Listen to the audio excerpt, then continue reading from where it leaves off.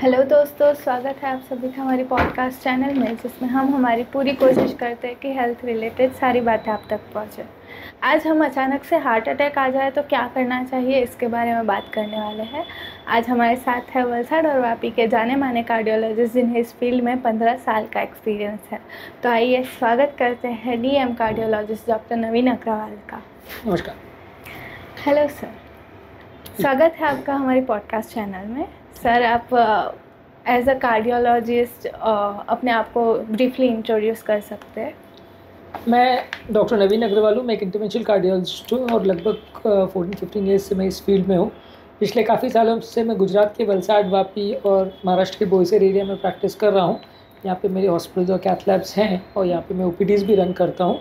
मेरा interventional cardiology का field है, यानी कि एंजियोग्राफी, एंजियोप्लास्टी और जो पेसमेकर वाले प्रोसीजर्स है, डिवाइसेस है, बलून वाल्वुलोप्लास्टी, ये सारे प्रोसीजर्स हम करते हैं। और इसके अलावा पेशेंट्स को जो हार्ट के रिलेटेड प्रॉब्लम्स होती है उसमें हम दवाइयाँ लिखते हैं।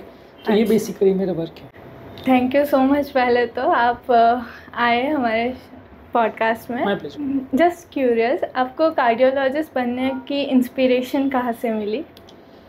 Actually I have a family of doctor. मेरे फादर, ब्रदर्स सब डॉक्टर्स हैं। फैमिली में काफ़ी लोग डॉक्टर्स हैं, तो एटलीस्ट शुरुआत में डॉक्टर बनने की इंस्पिरेशन तो थी। बट जब मैंने फील्ड ज्वाइन किया तो फिर धीरे धीरे करके कार्डियोलॉजी के प्रति थोड़ा फैसिनेशन डेवलप हुआ। तो फिर धीरे धीरे करके ऐसा लगा कि ये शायद मेरे लिए बेस्ट ब्रांच है। तो दैट क्रिएटेड एन इंस्पिरेशन। पर कोई ऐसा डायरेक्ट इंस्पिरेटिव वो नहीं था कि यही फील्ड करनी है। एक फैसिनेशन डेवलप हुआ जब MBBS MD करने लगा, तो ऐसा लगा ये सबसे बेस्ट ब्रांच है। उस समय सबसे ज़्यादा हाई रेटेड ब्रांच यही थी। सबसे ज़्यादा कवेटेड ब्रांच यही थी। तो इसलिए एक इंक्लिनेशन बन गया। और फिर दूसरे कार्डियोलॉजिस्ट भी हमारे डिपार्टमेंट में बहुत अच्छे थे जब MD कर रहा था उस टाइम पे, तो उनको देख के उनके जैसा बनने की इच्छा हुई। ग्रेट। एंड आज हमने आपको इसलिए बुलाया है कि हम हमारे व्यूअर्स को इमरजेंसी में अगर हार्ट अटैक आ जाए तो क्या करना चाहिए, ये सब बहुत सारे सवाल आते हैं किसी भी पेशेंट या पेशेंट की फैमिली को। तो इसके बारे में आज हम बात करने वाले हैं। आजकल हर एक ग्रुप को हार्ट अटैक अफेक्ट कर रहा है। बहुत बार सुनने मिलता है कि बहुत ही यंग एज में भी किसी को हार्ट अटैक आ गया। तो इसी बात के लिए आज हमारे पास कुछ सवाल है आपके लिए। हमारा पहला सवाल ये है, हार्ट अटैक के दौरान बॉडी के अंदर क्या होता है? हार्ट अटैक बेसिकली एक प्रोसेस है जिसमें हृदय में नॉर्मली 3 नलियाँ होती है जो हार्ट के मसल्स को सप्लाई करती है। हर एरिया बॉडी का जो होता है उसको कोई स्पेसिफिक नली जो है ब्लड सप्लाई करती है।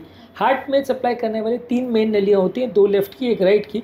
ये नलियाँ हार्ट के मसल्स को सप्लाई करती है। जब इनमें से कोई एक नली में या इनकी कोई बड़ी ब्रांच में अगर कोई ब्लॉक हो जाए, क्लॉट हो जाए, ब्लड का फ्लो रुक जाए, तो उस सिचुएशन को हार्ट अटैक बोलते हैं। हार्ट अटैक और अरेस्ट और हार्ट बंद होना ये सब अलग चीज़ें हैं। हार्ट अटैक में खाली ये नली का ब्लड सप्लाई अगर बंद हो जाए तो उसको अटैक बोला जाता है। यहाँ पे ब्लड सप्लाई पूरा 100% बंद हो तो ही उसको अटैक बोला जाता है। हार्ट अटैक, कार्डियक अरेस्ट और हार्ट फेल आपने जैसे बोला कि अलग बात है, तो वो किस तरह से अलग है? हार्ट अटैक का बेसिकली मतलब ये है कि हृदय की कोई नली अगर 100% बंद हो जाए तो उसको हार्ट अटैक बोलते हैं। हार्ट फेलियर का मतलब ये है कि हार्ट की पंपिंग कैपेसिटी बंद हो जाए या कम हो जाए, जिसकी वजह से हार्ट पूरे शरीर में ब्लड पंप नहीं कर पाए। तो हार्ट फेलियर जो है वो बगैर हार्ट अटैक के भी हो सकता है, हार्ट अटैक के साथ भी हो सकता है। किसी भी कारण से हार्ट की मांसपेशी अगर वीक हो जाए तो उसे हार्ट फेलियर बोलते हैं। जबकि कार्डियक अरेस्ट का मतलब है कि रिदम की प्रॉब्लम होने की वजह से हार्ट अगर बंद पड़ जाए तो उसे कार्डियक अरेस्ट बोलते हैं। हार्ट अटैक में हार्ट फेलियर भी हो सकता है और हार्ट अटैक में कार्डियक अरेस्ट भी हो सकता है, लेकिन अपने आप में तीनों अलग टर्म्स है, अपने आप में तीनों अलग चीज़ें। हार्ट फेलियर यानी मसल का प्रॉब्लम है, हार्ट वीक हो गया इसकी वजह से प्रॉब्लम आ रही है। हार्ट अटैक यानी हार्ट की नली का प्रॉब्लम है, यानी प्लम्बिंग लाइन में प्रॉब्लम है, हार्ट की ब्लड सप्लाई बंद हो गई है। और हार्ट अरेस्ट यानी हार्ट की इलेक्ट्रिसिकल लाइन में प्रॉब्लम है, यानी हार्ट का करंट सप्लाई बंद हो गया। तो ये तीनों इंटर रिलेटेड चीज़ें एक ही साथ भी हो सकते हैं, लेकिन अपने आप में तीनों अलग प्रॉब्लम को डिफाइन करते हैं और अपने आप में तीनों अलग तरह की प्रॉब्लम्स हैं। अच्छा, इसके हार्ट अटैक के कॉजेज़ क्या है और रिस्क फैक्टर्स क्या है, ये क्यों होता है? हार्ट अटैक अपने आप में मल्टी फैक्टोरियल डिजीज़ है। बेसिकली अगर किसी व्यक्ति की नली में कोलेस्ट्रॉल जमा हो जाए तो उसकी वजह से नली में व्यवधान आने लगता है, ब्लड फ्लो कम होने लगता है। जब इस कोलेस्ट्रॉल के ब्लॉकेज के ऊपर अगर ब्लड का क्लॉट अगर आ जाए तो उसे हार्ट अटैक का सिचुएशन बोलते हैं। ज़्यादातर इसके बहुत सारे रिस्क फैक्टर्स होते हैं। ज़्यादातर मेल पेशेंट में ज़्यादा देखने को मिलता है, उम्रदराज पेशेंट में ज़्यादा देखने को मिलता है। बीपी, शुगर, कोलेस्ट्रॉल, अगर वज़न ज़्यादा हो, मेंटल स्ट्रेस ज़्यादा हो, खाने पीने में कोई प्रॉब्लम हो, प्रोसेस फूड वगैरह बहुत ज़्यादा खाते हैं, ऑयली जंक फूड ज़्यादा खाते हैं, या इस तरह के कोई भी रिलेटेड फैक्टर्स हो, कई लोग की फैमिली हिस्ट्री की वजह से भी हो सकता है। तो ये सारे फैक्टर्स बेसिकली हार्ट अटैक के लिए होते हैं। किसी व्यक्ति में एक फैक्टर होता है, किसी में मल्टीपल फैक्टर्स होते हैं। ज़्यादातर किसी पर्टिकुलर फैक्टर के केस में डिफाइन कर पाना बहुत मुश्किल होता है कि इसी व्यक्ति को इसी वजह से आया है। ज़्यादातर लोगों में हार्ट अटैक के बहुत सारे कारण हो सकते हैं और कई बार कोई कारण ना मिले, ऐसा भी हो सकता है। इसके कॉमन सिम्टम्स क्या होते हैं और ये जेंडर वाइज कैसे डिफर करता है? हार्ट अटैक के पेशेंट्स में ज़्यादातर मेल पेशेंट में ज़्यादा देखने को मिलता है। जो फीमेल पेशेंट्स हैं उनको जब तक मीनोपॉज नहीं आ जाता या महीना आना बंद नहीं हो जाता तब तक उनको कंपेरेटिवली जो बॉडी के एस्ट्रोजन लेवल्स हैं वो हार्ट अटैक से बचाते हैं। एक बार महीना आना बंद हो जाए यानी मीनोपॉज आ जाए तो उसके बाद फिर मेल और फीमेल में लगभग बराबर हो जाता है हार्ट अटैक का चांसेस। हार्ट अटैक के पेशेंट्स में यूजुअली लक्षण में व्यक्ति को तेज़ छाती में दर्द होगा। हालांकि हर हार्ट अटैक में व्यक्ति को छाती में दर्द हो ऐसा ज़रूरी नहीं है। 10 से 15% केसेस में हार्ट अटैक में पेनलेस भी हो सकता है। इसके साथ व्यक्ति को बहुत ज़्यादा घबराहट होगी, पसीना आएगा, बेचैनी होगी, बाएं हाथ में झुनझुनी हो सकती है, बाएं हाथ में पेन जा सकता है, जबड़े में दर्द हो सकता है, सांस फूल सकती है, बहुत ज़्यादा धड़कन बढ़ सकती है, पैल्पिटेशंस होते सकते हैं, चक्कर हो सकता है, बेहोशी हो सकती है। कई बार लोगों का पेट खराब भी हो सकता है, लूज मोशन जैसे सिम्टम्स भी हार्ट अटैक के साथ एसोसिएटेड हो सकते हैं। अच्छा, तो जैसा आपने बोला ये सब सिम्टम्स आते हैं तो एंजाइटी जैसे घबराहट और वो सब हार्ट बर्न उसको और हार्ट अटैक को कैसे डिफ्रेंशिएट करा जाए? एंजाइटी में व्यक्ति को धड़कन बढ़ सकती है, एंजाइटी में व्यक्ति को सांस फूल सकती है और व्यक्ति की तेज तेज सांस चल सकती है, बेचैनी हो सकती है। पर एंजाइटी वाले पेशेंट को यूजली छाती में दर्द होना या कभी कभार पसीना भी आ सकता है, लेकिन जो कार्डियक रिस्क फैक्टर्स है वो उनमें ज़्यादा नहीं मिलेंगे। मान लीजिए अगर किसी व्यक्ति को मिडिल एज है, बीपी शुगर कोलेस्ट्रॉल है या फैमिली हिस्ट्री है या पहले का ब्लॉकेज की हिस्ट्री है तो उसको हार्ट अटैक होने का चांस है। वही किसी व्यक्ति को अगर साइकोलॉजिकल प्रॉब्लम्स की हिस्ट्री है, पहले की साइकेट्रिक ट्रीटमेंट चल रही है और वैसे व्यक्ति को बिना पेन के सिर्फ घबराहट अगर हो रही है तो वो एंग्जाइटी अटैक होने का चांस ज़्यादा है। एसिडिटी के साथ भी वही है कि अगर कन्वेंशनल रिस्क फैक्टर जैसे बीपी शुगर कोलेस्ट्रॉल हो ज़्यादा है तो आप छाती में होने वाली जलन को हार्ट अटैक सोच सकते हैं। अगर ये नहीं है और तीखा मसालादार खाने के बाद छाती में जलन हो रही है, लेटने के बाद जलन हो रही है, साथ में कोई सांस नहीं फूल रही, धड़कन नहीं बढ़ रही, बेचैनी नहीं हो रही, कोई बहुत ज़्यादा पसीना नहीं आ रहा, अगर ऐसे लक्षण है तो आप वो जलन को एसिडिटी सोच सकते हैं। तो इस तरह से बेसिकली क्या सिनेरियो है, किस व्यक्ति को तकलीफ है और उसकी पहले की क्या हिस्ट्री है, इसकी बेसिस पर डिफ्रेंशिएट किया जाता है कि इस व्यक्ति को एंजाइटी अटैक है, हार्ट अटैक है या एसिडिटी का प्रॉब्लम है। अगर ऐसा कोई सिम्टम्स दिख रहा हो तो और अकेला हो वो इंसान तो क्या किया जाए? ज़्यादातर इस तरह के लक्षण अगर आपको घर पर हो और आपको अगर हार्ट अटैक आया, आप अगर अकेले भी हो, वैसे तो इस तरह के पेशेंट जिनको हार्ट का प्रॉब्लम है अकेले उनको ज़्यादा छोड़ना अच्छा नहीं होता, पर यदि आप अकेले हो तो सबसे पहली चीज़ जो करना चाहिए वो है कि एम्बुलेंस को कॉल करना। क्योंकि हार्ट अटैक के सिनेरियो पे घर पर आप बहुत कुछ कर पाओगे और पूरे हार्ट अटैक को रोक पाओगे ये सोचना मिथ है। आपको जितना जल्दी हॉस्पिटल पहुंचना होता है, जो घर का मैनेजमेंट है वो इसी बात पे डायरेक्टेड होता है कि हॉस्पिटल पहुंचने से पहले आप क्या कर सकते हो। तो पहली चीज़ तो ये है कि एम्बुलेंस को कॉल करिए, क्योंकि एम्बुलेंस को पहुंचने में 15-20 मिनट लगेगा। दूसरी चीज़ ये है कि आप पेशेंट को पैनिक मत करिए। अगर आप खुद पेशेंट हो तो आप लेट जाइए या बैठ जाइए और आपके इमरजेंसी किट में अगर मेडिसिन हो जिसको जैसे कि एस्प्रिन 325 मिलीग्राम, क्लोपिडोग्रेल 300 मिलीग्राम और अटोरवास्टैटिन 80 मिलीग्राम या रोजुवास्टैटिन 40 मिलीग्राम, ये 3 दवाइयाँ पेशेंट को दी जाती है एज लोडिंग डोज। ये बेसिकली 2 खून पतला करने की दवा और 1 कोलेस्ट्रॉल कम करने की दवा है, ये पेशेंट को दिया जाता है। इसके अलावा कुछ लोग जो ज़बान के नीचे रखने वाली दवा सॉर्बिट्रेट को रिकमेंड करते हैं, वो सॉर्बिट्रेट दवा ज़्यादातर मैं रिकमेंड नहीं करता हूँ, क्योंकि पेन कम करने के हिसाब से तो वो ठीक है, लेकिन अपने आप में वो दवा काफ़ी ब्लड प्रेशर कम कर सकती है। और कुछ हार्ट अटैक के भी केसेस ऐसे हैं जिसमें अगर ब्लड प्रेशर ऑलरेडी लो हो तो वो दवा लेने के बाद व्यक्ति की कंडीशन बिगड़ सकती है, मृत्यु भी हो सकती है। तो इसलिए वो दवा यूजली हार्ट अटैक में अगर बीपी कन्फर्म ज़्यादा हो और अगर व्यक्ति को आगे की दीवार की नली का हार्ट अटैक हो तो ही वो लेना चाहिए, नहीं तो लेना चाहिए। अब घर के सिनेरियो में ज़्यादातर लोग को पता करना बड़ा मुश्किल है कि इसी व्यक्ति का ब्लड प्रेशर कितना है और कौन सी नली का हार्ट अटैक है, वो तो ऑब्वियसली जब तक ईसीजी नहीं होगा नहीं पता चलेगा। तो इसलिए सॉर्बिट्रेट गोली को मैं बहुत ज़्यादा रिकमेंड नहीं करता हूँ, क्योंकि वो फ़ायदे के बदले उल्टा नुकसान कर सकती है। हाँ, अगर आपने बीपी चेक कर लिया है और आपको पता है कि बीपी ज़्यादा और पेन सीवियर हो रहा है तो पेन को वो कम कर सकता है, हार्ट अटैक को वो अबॉर्ट नहीं करेगा। ऐसा नहीं होगा कि नली पूरी खुल जाएगी और उससे दर्द पूरा खत्म हो जाएगा, ऐसा नहीं है।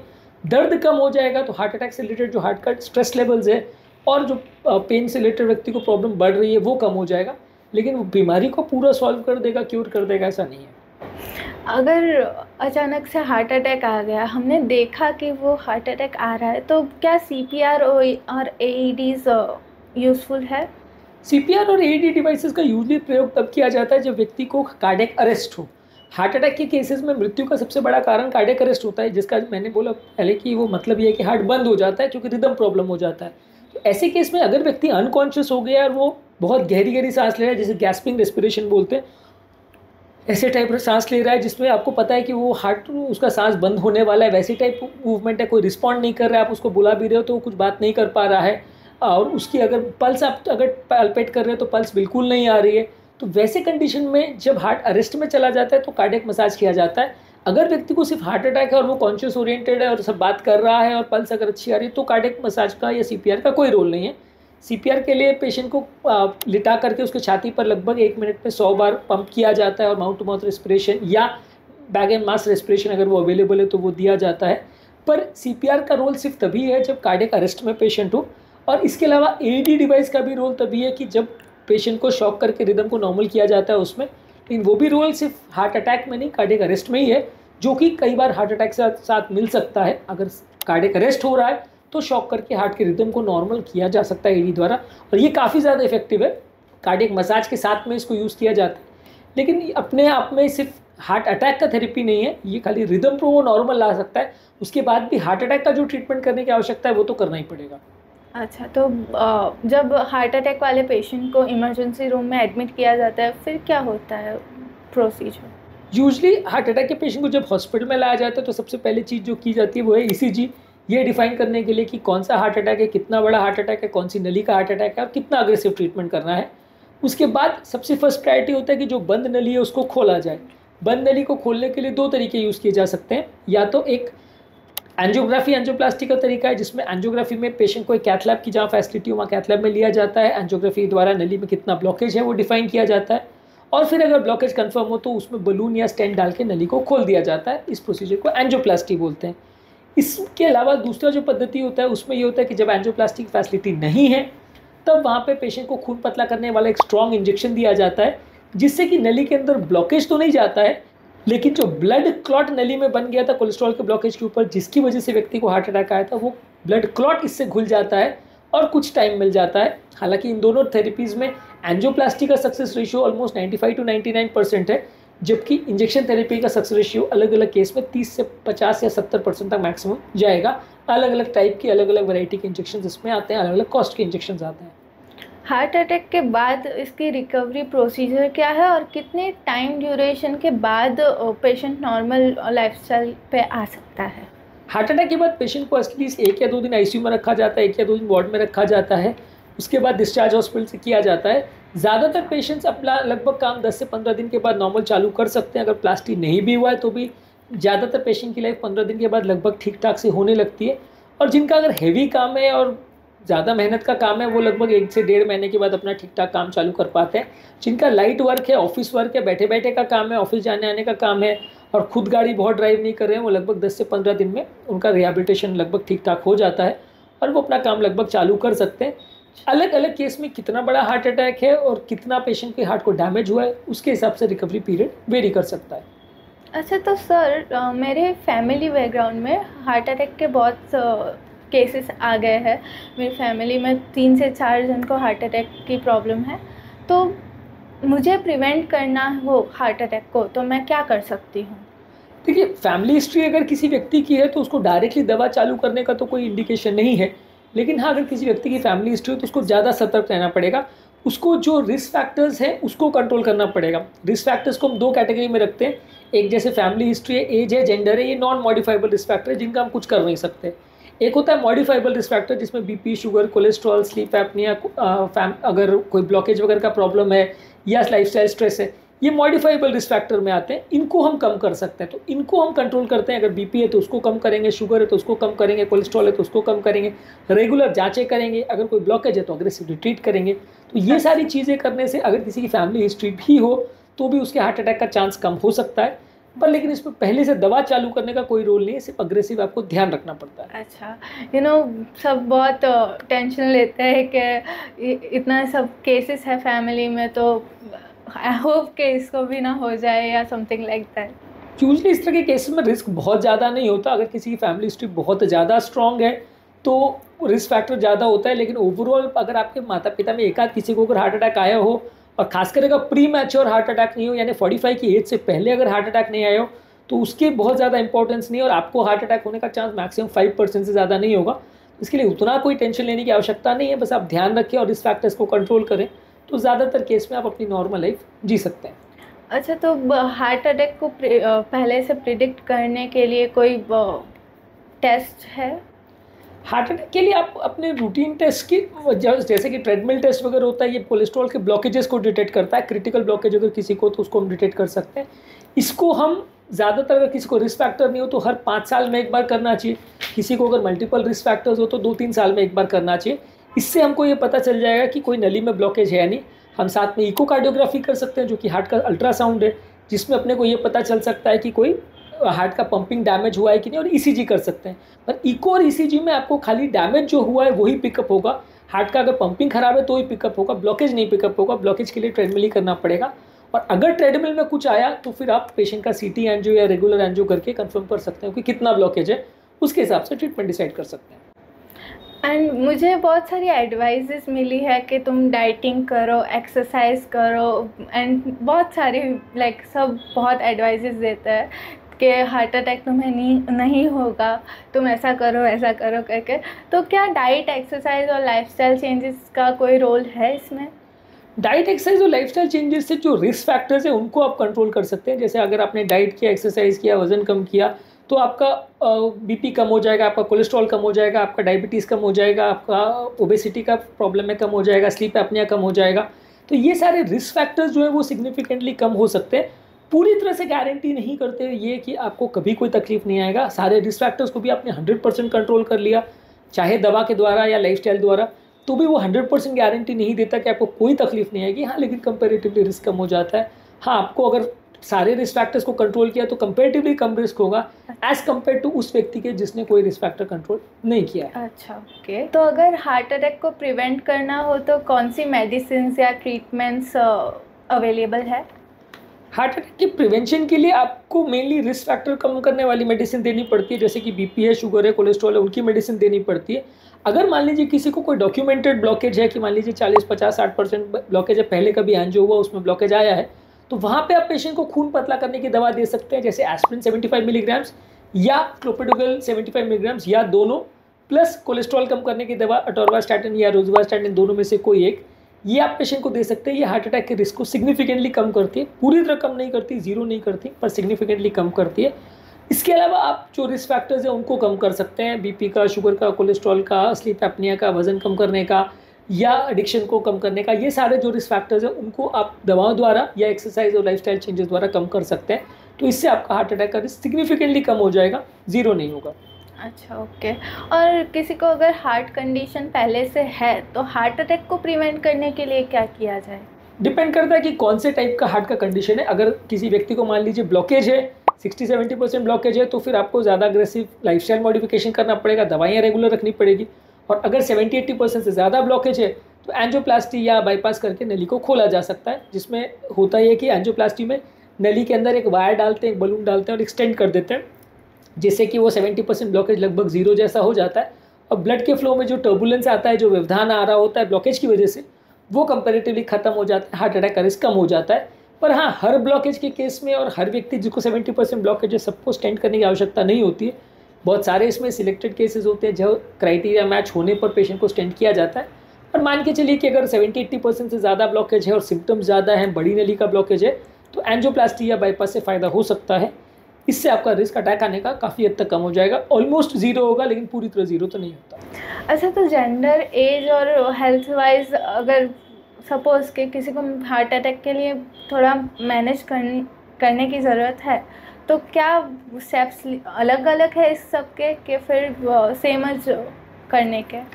यूजली जेंडर के हिसाब से तो बहुत ज़्यादा फ़र्क नहीं पड़ता, हालांकि फीमेल में थोड़े एटिपिकल सिम्टम्स या पेनलेस हार्ट अटैक होने का चांस ज़्यादा रहता है।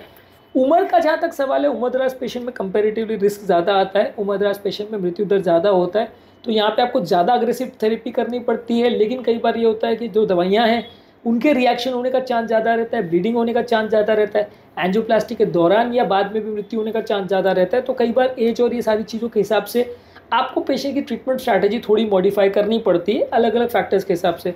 उम्र बहुत ज़्यादा है और पेशेंट की हालत बिल्कुल ठीक है तो आप उतना अग्रेसिव नहीं जाते हो, पर यह है कि कौन सी दवा देनी है और कितना अग्रेसिव आपको जाना है, एंजियोप्लास्टी करनी है कि नहीं करनी है, ये सारा डिसीजन जो है केस टू केस वेरी करता है।